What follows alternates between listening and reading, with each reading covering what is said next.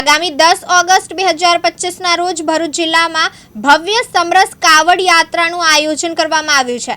આ યાત્રા અખિલ ભારતીય સંત સમિતિની પ્રેરણાથી હિન્દુ ધર્મ સેના ગુજરાત દ્વારા યોજાઈ રહી છે।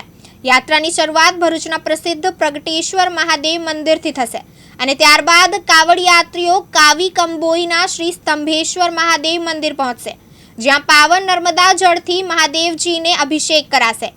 આ યાત્રાની પૂર્વ તૈયારીના ભાગરૂપે ગંગોત્રી હોટેલ ભરૂચ ખાતે પત્રકાર પરિષદ યોજાઈ હતી, જેમાં હિન્દુ ધર્મ સેના ભરૂચના જિલ્લા પ્રમુખ પ્રયાગસિંહ વાસિયા અધ્યક્ષ પદે ઉપસ્થિત રહ્યા હતા।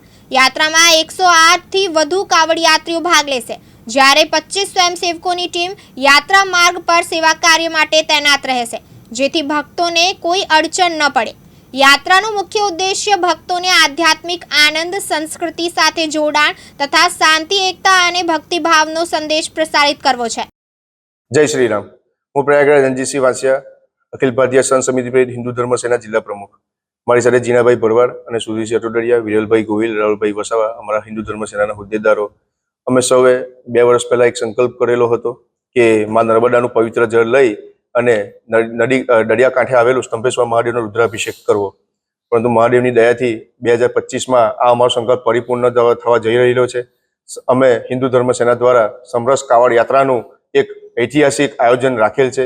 આ કાવડ યાત્રાનું શરૂઆત ડભોયાવાડ સ્થિત પ્રગટેશ્વર મહાદેવ મંદિરથી શરૂ થશે અને મહમ્મદપુરા, જંબુસર બાયપાસ, ડેરોલ, સમની, તણછા, આમોદ, નાહિયેર, જંબુસર થઈ અને કાવી કંબોઈ સ્થિત સ્તંભેશ્વર મહાદેવે અમે પહોંચીશું।